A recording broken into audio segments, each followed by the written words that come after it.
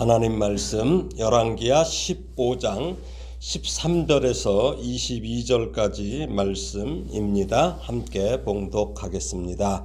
유다왕 우시야 제39년에 야베스의 아들 살룸이 사마리아에서 왕이 되어 한 달 동안 다스리니라.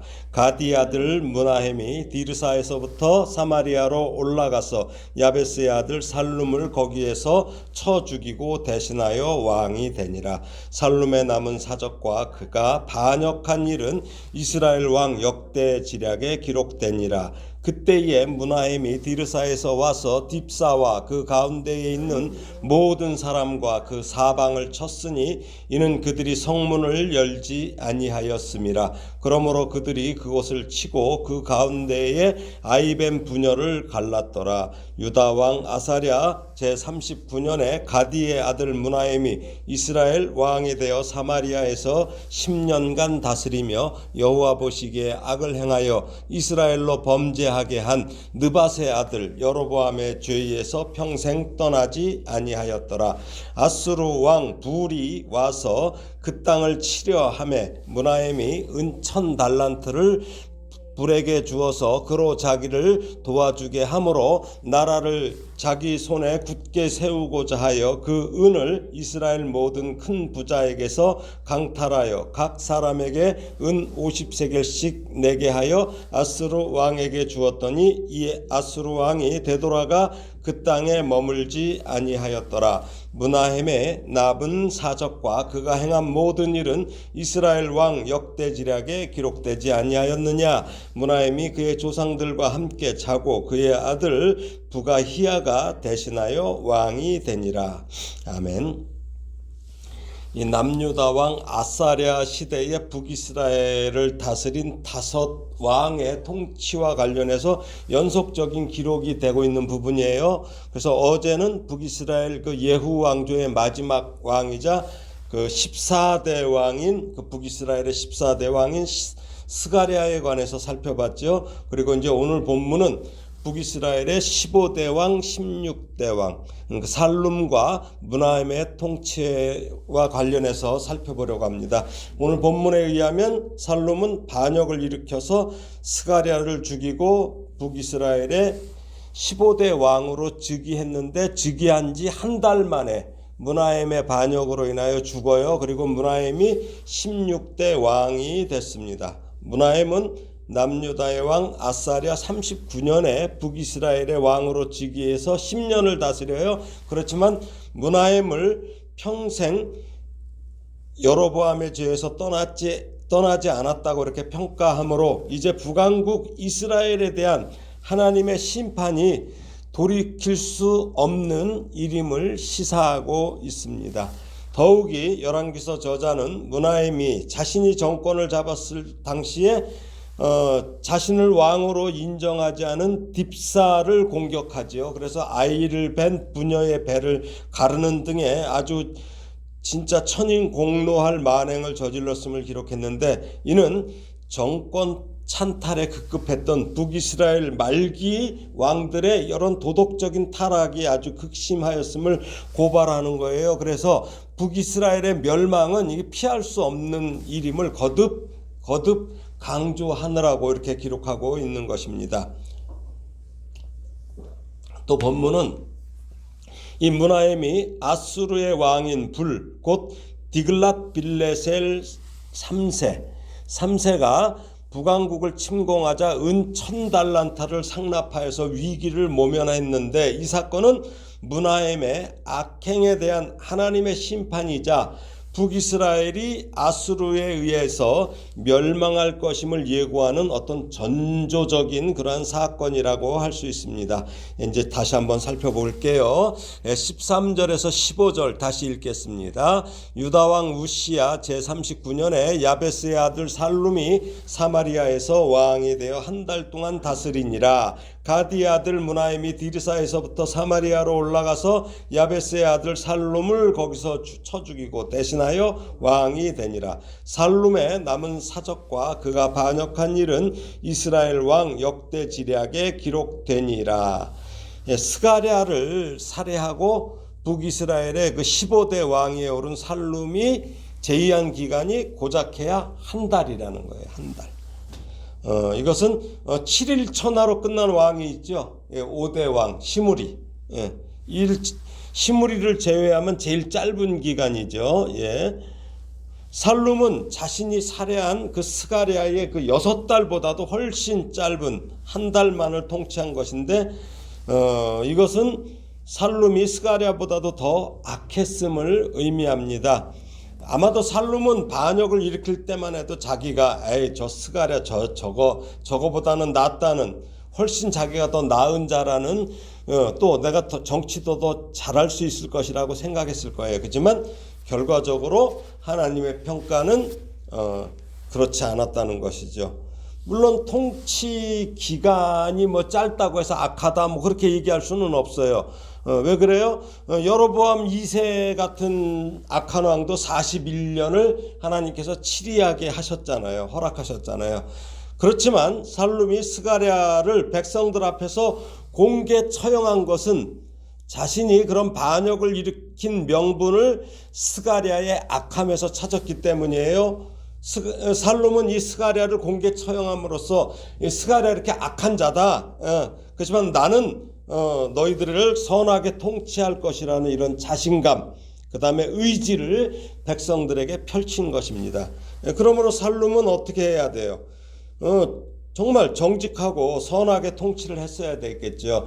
그렇게 함으로써 하나님과 백성들에게도 인정을 받아야 했어요. 그런데 살룸은 하나님과 사람 앞에 인정받기는커녕 인정받을 만한 기회도 없어요. 왜? 단 한 달 만에 므나엠에게 살해를 당했잖아요. 이는 그만큼 살룸이 하나님이나 백성들 앞에서 전혀 인정받지 못했음을 반증하는 것입니다. 만약에 하나님 앞에 인정을 받았다면 하나님께서 그렇게 한 달 만에 살해되게 하지 않으셨겠지요. 그러면서도 뭐라고 합니까?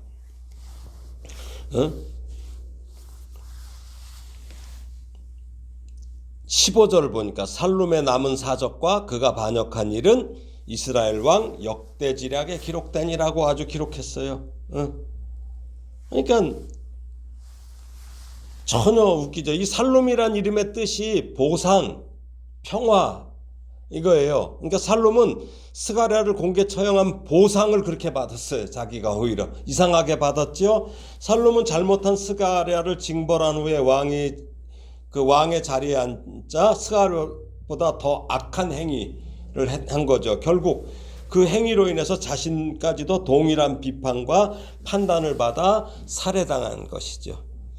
이렇게 다른 사람 비판하는 일은 매우 쉬워요. 그러나 자기 자신이 다른 사람의 비판 앞에서 온전하기는 어렵습니다. 그래서 우리는 늘 말씀 앞에, 말씀의 거울 앞에 겸손히 서야 됩니다. 살룸의 제의 기간이 고작 한 달인데 뭘 기록할 게 뭐가 있겠어요. 근데 뭐라고 그럽니까? 남은 사적과 그가 반역한 일은 이스라엘 왕 역대지략에 기록되니라. 그런데도 기록했다는 거죠. 겨우 7일간을 다스린 시므리의 경우처럼 별로 기록할 것도 없는 그들의 사적을 기록하는 것은 왜 그래요? 그들의 반역한 일 때문이에요. 그러니까 기껏 기록한 게 반역한 일 기록했다는 거예요.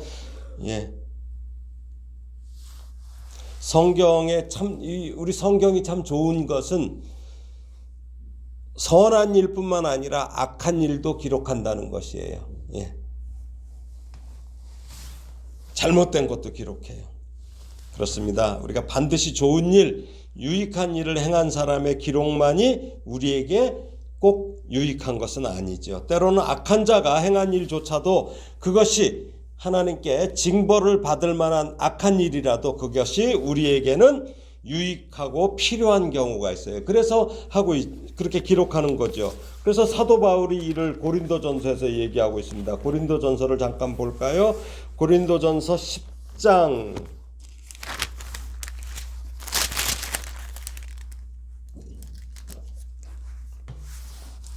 고린도전서 10장 8절에서 12절까지 한번 읽어보겠습니다.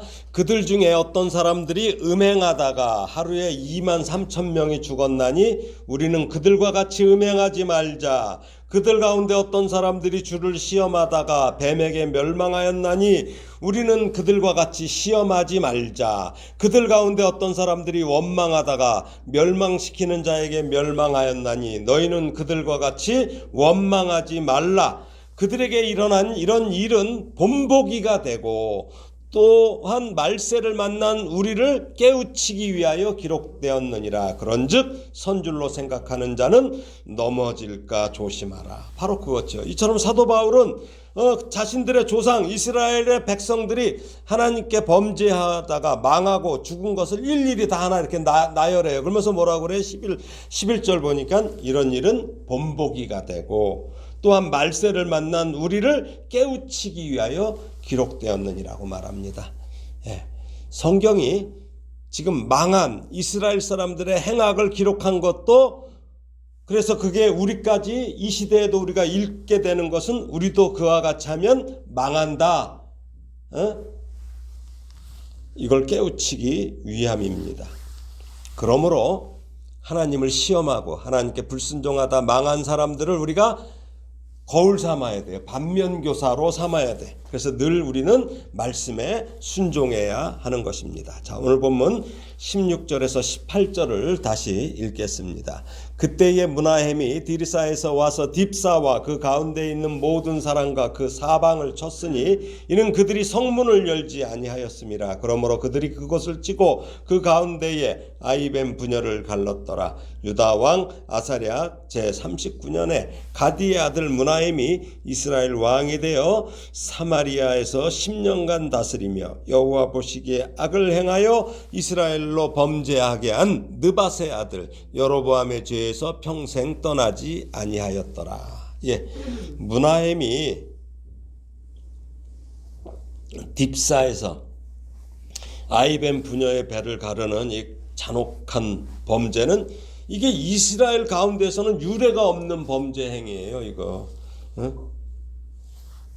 여기 므나헴이 이제 이런 악한 짓을 저지른 것은 딥사에 있는 사람들이 므나헴에게 문을 열지 않았기 때문인데, 문을 열지 않았다는 것은 이 쿠데타 반역을 일으켜 정권을 잡은 므나헴을 이스라엘의 왕으로 인정하지 않았다는 것이에요. 그러니까 므나헴이 열받죠. 매우 분개할 일이에요. 또 자신의 왕권을 인정하지 않는 그들을 그대로 방치하면 자신의 왕권이 위태로워질 수도 있었기 때문에 그런 비인간적인 짓을 저지른 것이에요. 그러나 그렇다고 해서 므나헴의 행위가 정당화될 수 없어요. 싸울 수 있는 남자도 아니고 자기의 왕권에 아무런 위에도 가할 수 없는 아이벤 부녀의 배를 갈랐다는 것은 이거는 말도 안 되는 거예요. 같은 민족에게 더더군다나. 그가 죽인 사람이 이방인이에요. 그 이방인도 아니란 말이에요. 하나님께서 마땅히 처단하라고 하신 우상 숭배자들도 아니에요. 그들은 하나님의 백성이요, 같은 조상의 자손들이에요. 동족이에요. 그런데도 므나헴은 자신의 왕 감정 막 열이 받았고 왕권의 어떤 그런 안위 때문에 딥사 사람들을, 그러니까 아이벤 부녀까지라는 거죠. 그렇죠? 예. 그러니까 뭐 가리지 않고 다 죽였다는 거예요. 이게 무참히 학살하는 이런 만행을 저질렀습니다. 므나헴의 이름은 원래 이름의 뜻은 안위자, 위로자예요. 이름의 뜻은.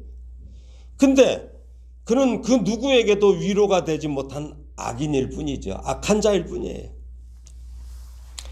아무리 므나헴이 이스라엘의 왕위를 차지한들 이러한 잔혹한 범죄를 자기 민족과 또 자기 백성들 앞에 저지른 것은 그건 복도 되지 않고 기쁨도 되지 않아. 이거 허탄한 짓이고 정말 악한 짓이죠. 그럼 므나헴 역시 뭐라고 나옵니까? 느밧의 아들 여로보암의 죄가 이렇게 또 다시 언급되고 있어요. 북이스라엘의 그 여러 그 열왕의 그 죄를 언급할 때는 반드시 느밧의 아들 여로보암의 죄가 이렇게 언급되는 것을 볼 수 있어요. 북이스라엘의 열왕들은 대개 여로보암의 혈통과는 전혀 무관한 자들이에요. 그렇죠? 예, 그렇지만 그들의 죄가 언급될 때는 반드시 여로보암의 죄, 이게 언급됩니다. 이것은 여로보암이 자기의 정권 안보를 위해서 선택한 게 무엇입니까? 베델과 단에 금송아지 우상을 세우고 이게 하나님이라고 하죠. 여호와라고 하죠. 이 죄로 말미암아서 그는 악인의 영원한 오명을 뒤집어 쓰게 되었음을 말해주는 것이죠.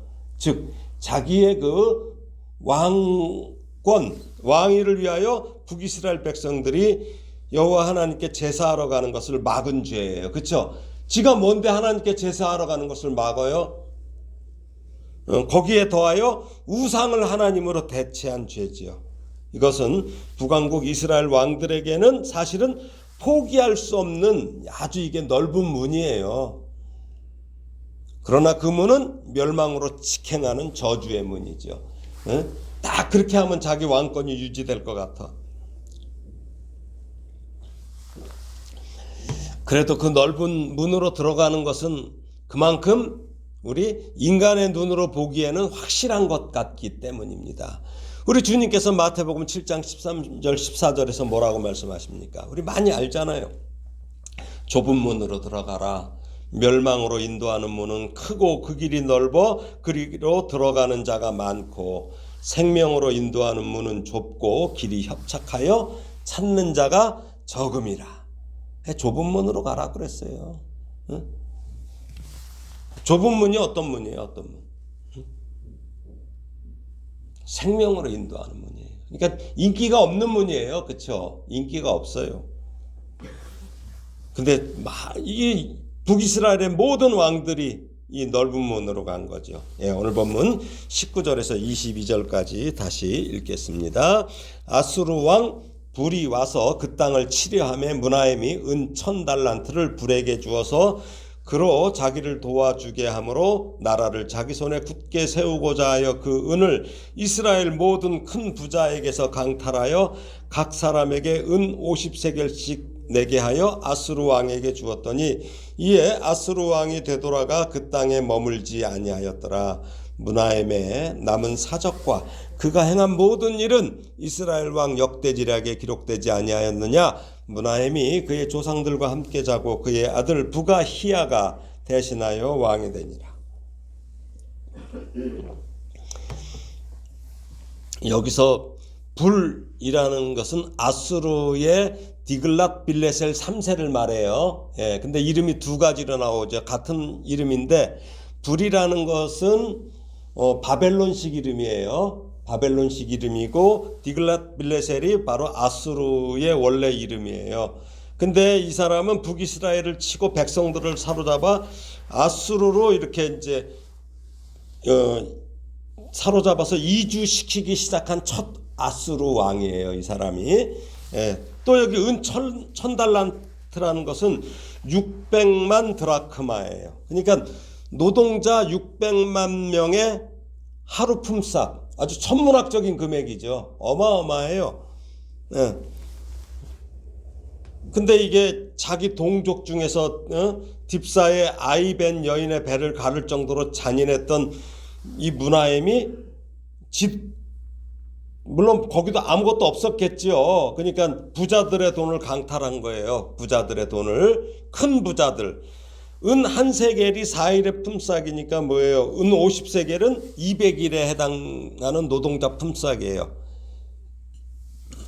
근데 은 50세겔로 은 1000달란타를 만들려면 어떻게 해야 돼요? 응? 이거 계산해 보면 나오잖아요. 한 3만 명 정도?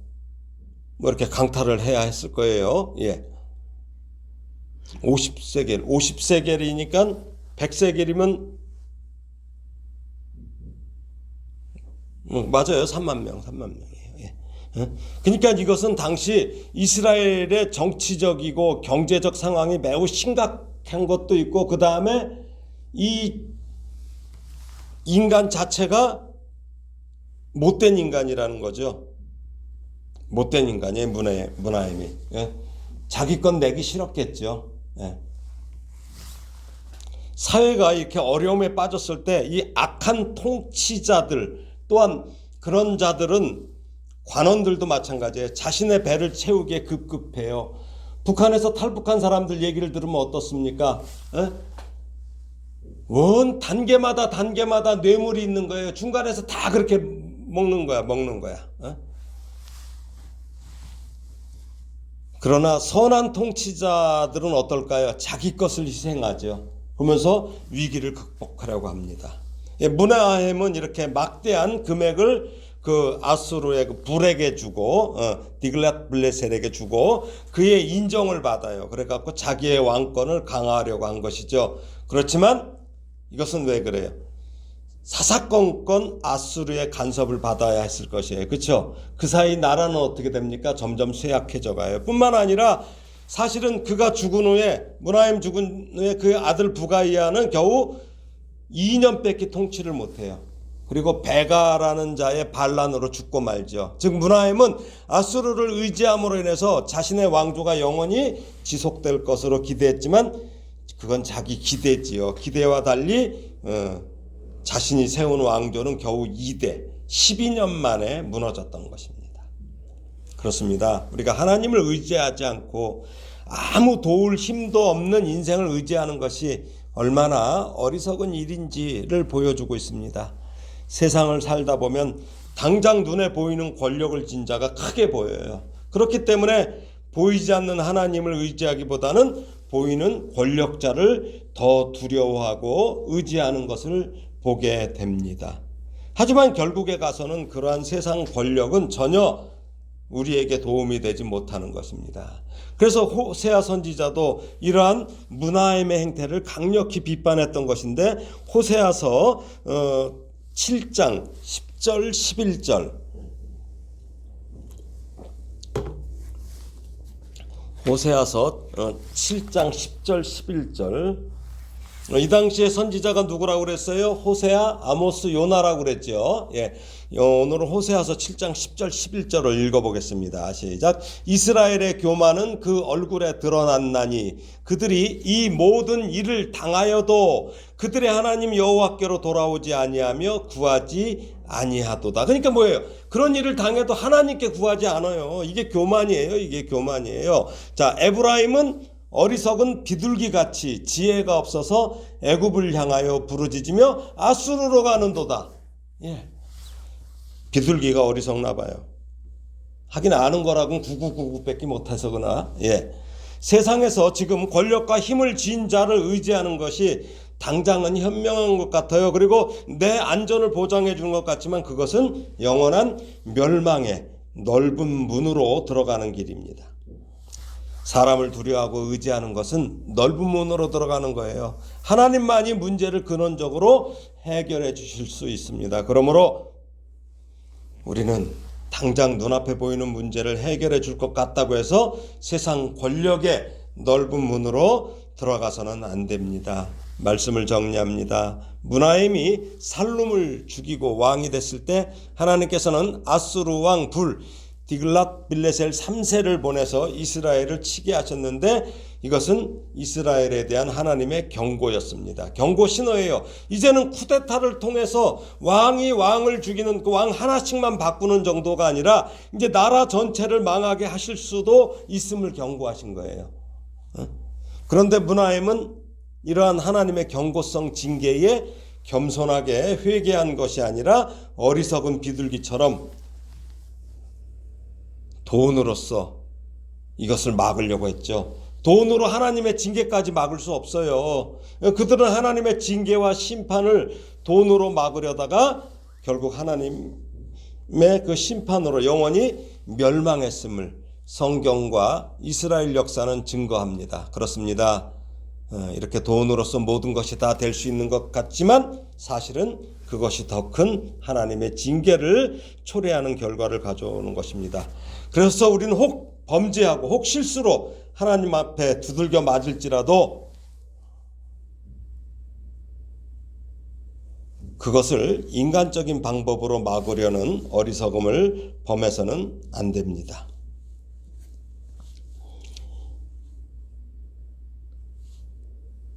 우리는 늘 하나님의 말씀 안에 있어야 돼. 자꾸 넓은 길로 가려고 하면 안 돼요. 넓은 길로 가려고 하면은 넓은 문으로 간다면 그것은 끝나는 일이에요. 끝나는 일. 그래서 늘 하나님 앞에 겸손히 그리고 좀 답답하더라도 눈에 보이지 않아도 인기 없는 길 또 인기 없는 문, 좁은 문으로 들어가야 됩니다. 그래서 그렇게 좁은 문으로 들어가서 하나님께 구하고 하나님의 뜻대로 살아가는 그러한 어리석지 않은 지혜로운 성도가 되기를 예수님의 이름으로 축원합니다. 아멘.